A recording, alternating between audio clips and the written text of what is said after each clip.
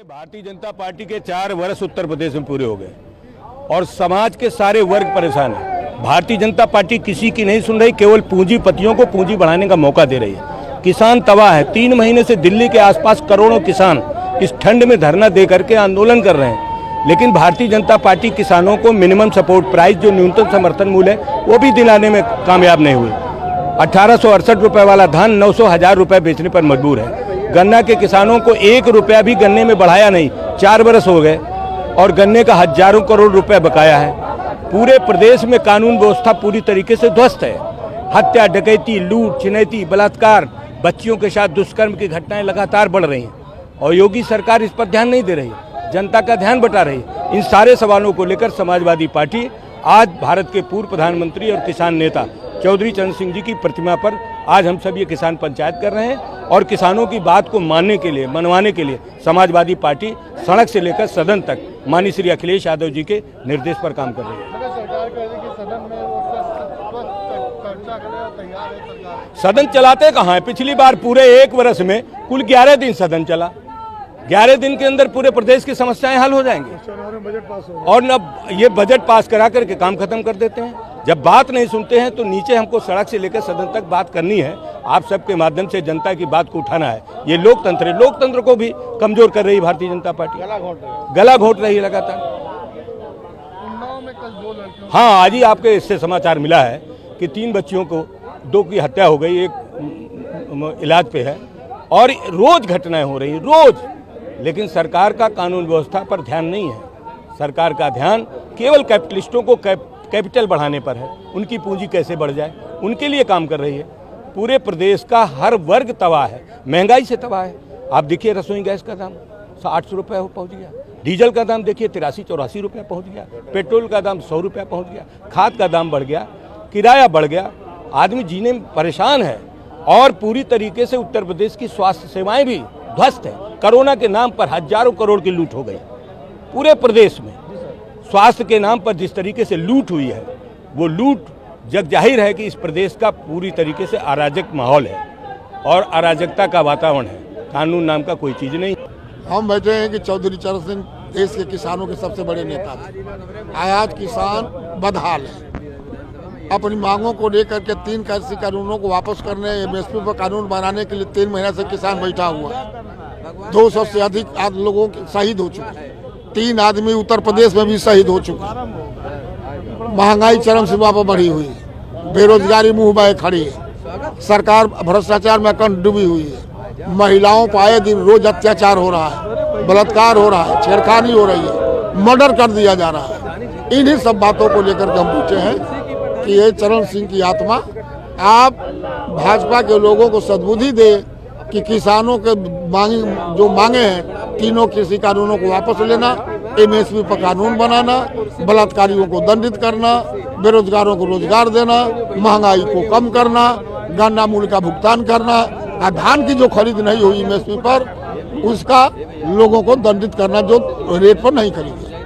सरकार विपक्ष चर्चा नहीं करना चाहता है, इसलिए हंगामा करता रहता है। ये हंगामा हुआ, हम जनता की बात चुन के आए हैं, आप इसको हंगामा मान रहे हैं। हम चुन के आते हैं जनता की बात रखने के लिए ना, तो हम जनता की बात भी नहीं रखेंगे। ये हंगामा कैसे हो गया? इसीलिए तो हमको आप लोग वोट देते हो ना कि हमारा प्रतिनिधि जनता की बात करेगा। हम तो जनता की बात कर रहे हैं। उन्नाव में कल वापस दुनिया में महिलाओं के साथ आपराधिक घटनाएं 1 नंबर उत्तर प्रदेश में। योगी मोदी मस्त है, 1 नंबर है दुनिया में।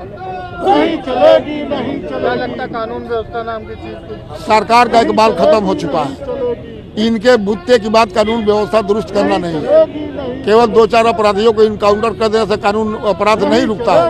रोज चल रहा है, रोज अपराध बढ़ रहे हैं। आप लोग भी चलाते हैं, हम लोग देखते हैं, रोज अपराध बढ़ रहे हैं। अपराध हिंदुस्तान में 1 नंबर पर उत्तर प्रदेश है कानून व्यवस्था खराब के मामले में। बड़ी कर रही है कि जिस तरह लड़कियों की सुरक्षा लगातार घटनाएं हो रही हैं। ये तो आप भी जान रहे हैं, वादा करना काम करना दोनों 2 बातें। वादा झूठ ये लोग करते हैं, रोज घटनाएं बढ़ रही हैं।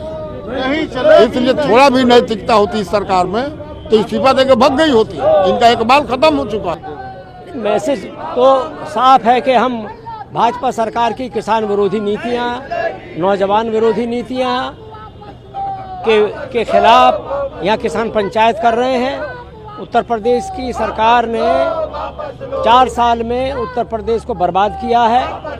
जनता करहा रही है, किसान आत्महत्या कर रहे हैं, नौजवानों को रोजगार नहीं है, कानून व्यवस्था का भारी संकट है, बच्चों से रोज बलात्कार हो रहे हैं, अपहरण हो रहे हैं, लूट हो रही है, हत्या हो रही है, महंगाई बढ़ती जा रही है, भ्रष्टाचार बढ़ता जा रहा है। 4 साल में भाजपा ने उत्तर प्रदेश को बर्बाद कर दिया है। केंद्र की जो नीतियां हैं किसान विरोधी, वो भी एक बड़ा मुद्दा है। डबल इंजन की सरकार ने यूपी को तो पूरी तरह बर्बाद कर दिया। 4 साल में जनता इस सरकार से ये तय कर चुकी है कि ये सरकार अब उत्तर प्रदेश में शासन करने लायक नहीं है।